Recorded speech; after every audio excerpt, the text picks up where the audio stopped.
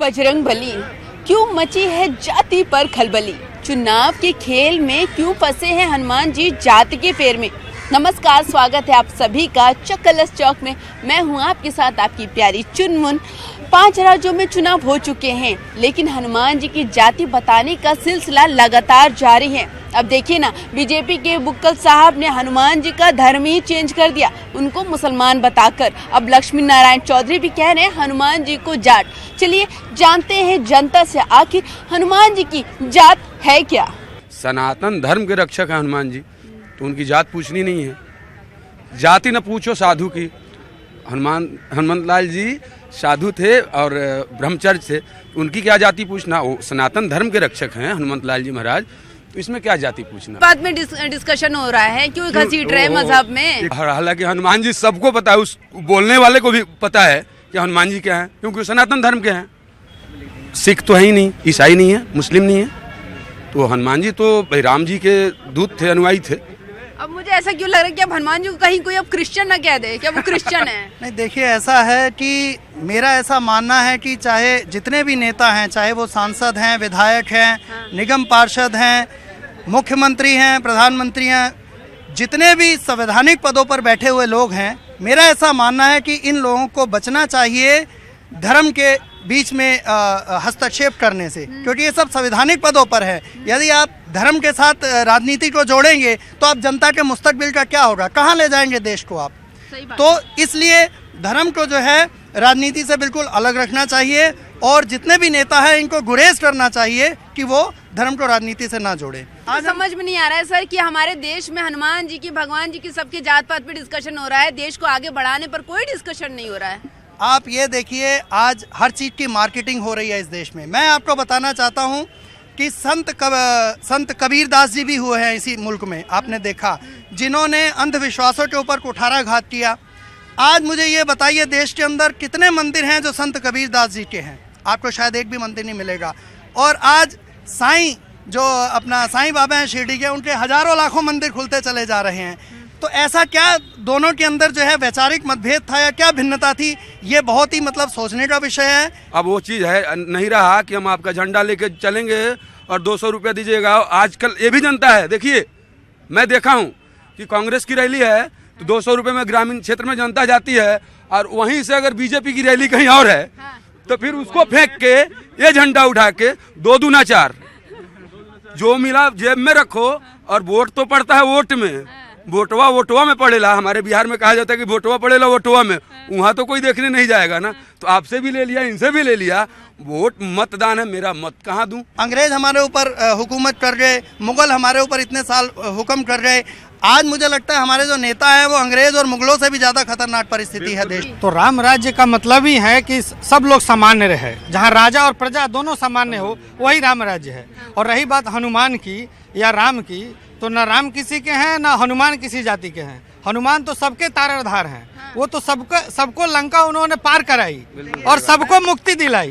तो हनुमान किसी को, अगर हनुमान को अगर कोई बांधता है कि ये शूद्र हैं, दलित हैं या ये, वो नहीं, वो तो भगवान है, वो तो एक माध्यम है राम के पास पहुंचने का। कहीं ऐसा तो नहीं 2019 में हनुमान जी बेड़ा पार लगाएंगे किसी का? हाँ, बेड़ा पार लगाएंगे, बेड़ा पार रोक। मुझे लगता है कि हनुमान जी कहीं मतलब मोदी जी से नाराज होकर राहुल जी की कहीं बेड़ा मत पार करा दे। 10 दिन पहले हनुमान जी अपना कैटेगरी बता दिए हैं, 3 राज्य किसको बताए हैं? 3 राज्य के माध्यम से। अच्छा, 3 राज्य के इनडायरेक्टली बताए हैं, 3 राज्य के माध्यम से बता दिए हैं। अब कौन सी बात 2019 में जात भी बता देंगे। नहीं, 2019 में क्या बताएंगे? जात बता देंगे अपना कि किस जाति के हम हैं। तो अभी 3 राज्यों से क्या बताया हनुमान जी?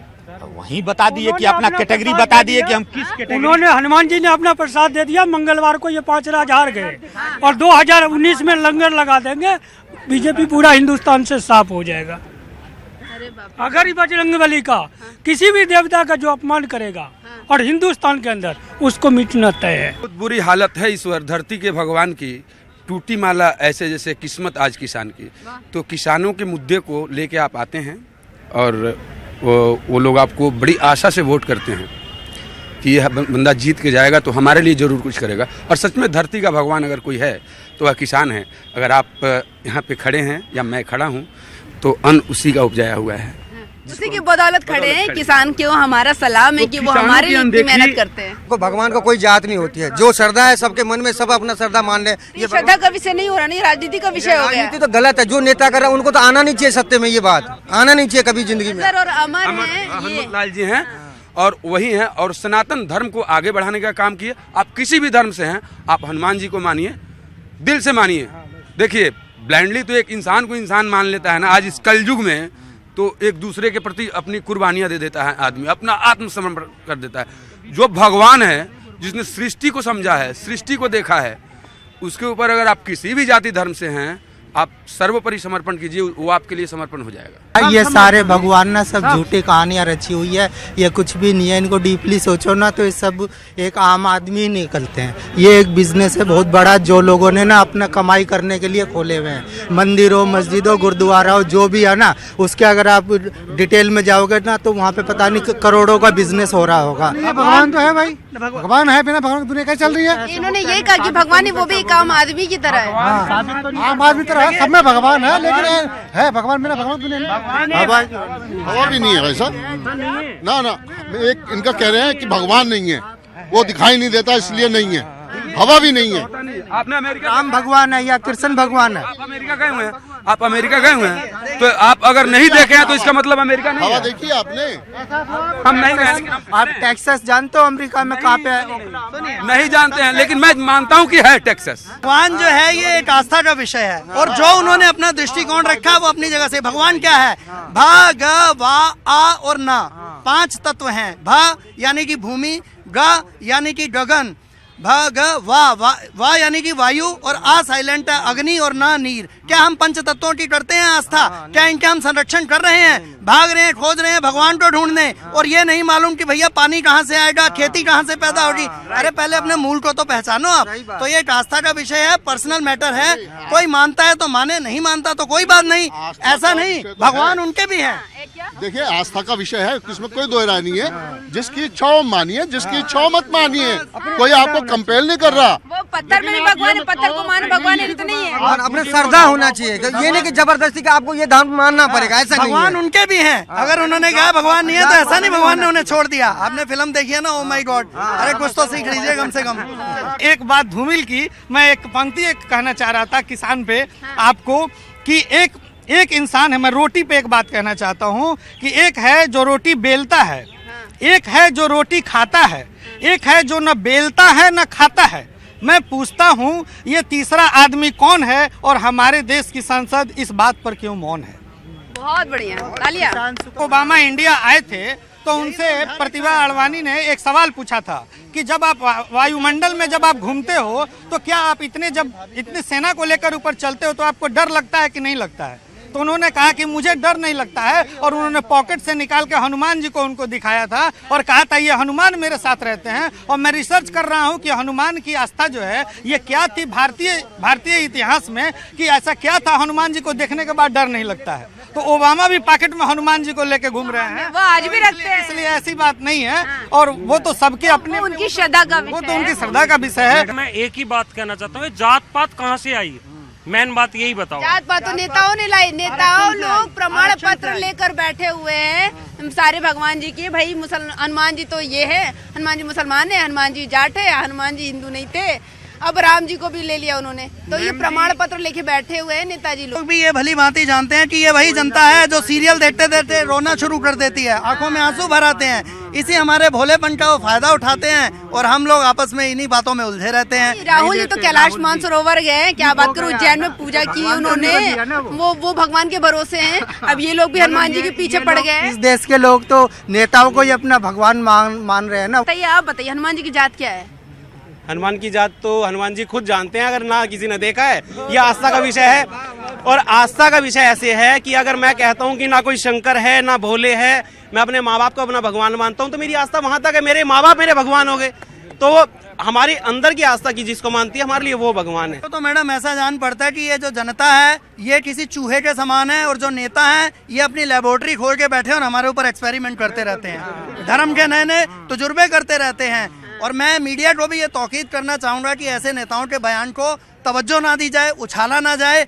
हमें विज्ञान की बातें करें, हम विकास की बातें करें, बच्चों के मुस्तकबिल की बातें करें, पर्यावरण की बातें करें, नदियां जो प्रदूषित हो रही हैं उसकी बातें करें। इस तरह के मुद्दे हमें लाने चाहिए। मीडिया जब उनकी बात हमें नहीं बताएगा तो हमें क्या पता लगेगा वो कहना क्या चाह रहे हैं। बहुत सही, हम धन्यवाद हमारा सपोर्ट करने के लिए। हम उनकी गलतियां कैसे निकालेंगे? अब किसी ने हनुमान जी के बारे में कहा है, किसी नेता ने, ये मीडिया हमें बता रही है, वो नेता खुद हम आगे नहीं बता सकती। मीडिया के जरिए हमें पता लगता है। मुकर्रर होनी चाहिए ऐसे नेताओं के लिए, फिर सजा मुकर्रर हो ना, जो अनर्गल बयान देते हैं उनके लिए सजा मुकर्रर। पार्टी से तो जुड़े नहीं है, ये तो वही बताएंगे ना जो वो कहना चाह रहे हैं। उन्होंने कहा, इन्होंने बता दिया, हमें पता लग गया। अब सही और गलत का फैसला करना हमारे हाथ में है, हमें ही परख करनी पड़ेगी इस चीज की, जब ये लोग बंद होंगे। मीडिया तो चौथा स्तंभ है और मीडिया चौथा स्तंभ है और समाज की बात, हमारी बात, उनकी बात अगर हमारे बीच में नहीं बचाएगा तब तो ये साजिश और रास्ते रह जाएंगे। बहुत बहुत धन्यवाद। यहाँ लेंगे एक छोटा सा ब्रेक के बाद फौरन हाजिर हो। भी दिया उन्होंने तो एक पूछ वाला भगवान दे दिया उनको। तो सबसे पहले तो दलितों को इस पर उंगली उठानी चाहिए। ये क्या मतलब बनता है? राम जी उसके नहीं है, सीता जी उनके नहीं है, कृष्ण जी उनके नहीं है, एक भगवान भी दिया तो पूछ वाला भगवान दे दिया उनको। नहीं, ये तो बस पॉलिटिकल एडवांटेज लेने के लिए पॉलिटिसाइज करके पॉलिटिकल एडवांटेज लेना था। उन्होंने क्लियर कर कहा था कि हम मुझे बजरंगबली चाहिए और जो है कांग्रेस को अली चाहिए। ये श्रद्धा का विषय नहीं है, ये राजनीति का विषय है। बिल्कुल राजनीति का विषय है ये, इसको कुछ लेना देना ही नहीं। बुक्कल नवाब है कौन? पहले आप बुक्कल नवाब के बारे में जान लें। वो उन्होंने यदि ऐसा बोला है तो किस कंडीशन में बोला है, सारे लोग जानते हैं कि क्यों बोला है उन्होंने। तो इस बयान पे बोल रहे सर, आप जैसे बोल रहे थे ना कि रहमान, इमरान, सुल्तान, अब हिंदू भाई नाम नहीं रख सकते हैं, रखेंगे तो हनुमान जी का भी नाम उसी नाम पे आधार है। कुछ नहीं, इससे कुछ लेना देना है ही नहीं। मैंने कहा तो सही कि ये एक नई बहस पैदा करने की कोशिश भर है कि आप मूल मुद्दे से भटक जाएं। इससे हनुमान जी का कुछ लेना देना नहीं है, हिंदू का कुछ लेना देना नहीं है। कहाँ से हो गए, किस जन, कहाँ लिखा हुआ है हनुमान जी मुसलमान थे? ये कहाँ से बोल दिया उन्होंने? जी की जाति का जब तक बात है तो आप सिर्फ एक साइड का स्टेटमेंट क्यों देखते हैं? दूसरी साइड का स्टेटमेंट कौन देखेगा? रफाल पर राहुल गांधी कितना बड़ी झूठ बोल रहे, उसमें कोई दिक्कत नहीं है। और बाकी लोग कुछ भी बोल रहे, नसरुद्दीन शाह को देख लीजिए ना, वो कुछ बोलता है तो कोई दिक्कत नहीं होती। किसी बीजेपी वाले ने कुछ बोल दिया तो पंगा हो गया। दोनों को देखना पड़ेगा मैम, पप्पू चाहिए या फिर मोदी चाहिए। हनुमान जी की आखिर जात है क्या? कोई जात पात है क्या? कुछ लोग कह रहे हैं कि वो जाट है, कुछ लोग कह रहे हैं कि वो दलित है, वो कुछ लोग कह रहे हैं मुसलमान है। अब तो धर्म ही चेंज कर दिया। मैडम देखिए, सबकी अपनी अपनी व्यक्तिगत राय हो सकती है, लेकिन आपकी पार्टी से बयान आ रहा है। देखिए वो उनका व्यक्तिगत सवाल हो सकता है। यहाँ पे जितने भी लोग खड़े हैं 20 से 25 लोग, अगर मैं उनसे पूछूं हनुमान जी की क्या जाता है तो सब कहेंगे वो एक मतलब राम भक्त हैं। और राम जी कौन थे? जो हमारे यहाँ के आदर्श हैं। सिंपल वही बात है कि देखिए, जो संत महंत महान लोग होते हैं, ईश्वर होते हैं, उनका कोई किसी धर्म से नाता नहीं होता। उनको उनकी आइडियोलॉजी, उनकी जो चीज़ें हैं वो कोई भी अपना सकता है, फिर वो किसी विशेष धर्म से हो, चाहे वो जिस भी धर्म से हो। भगवान तो गाय में भी हैं, पंछी में भी, पेड़ में भी भगवान है। तब ये भगवान के बारे में जब ऐसे बोल रहे हैं, ये इनकी जात का हमने तो कभी नहीं देखा, हमने ऐसा कभी सोचा नहीं। तो ये ना भगवान को भी इन्होंने ऐसी जात बना दी, तो इनको कम से भगवान ने तो इनको दिखा तो दिया। तो भगवान को जात पात में क्यों बांटना, उनको मजहब में क्यों घसीटना?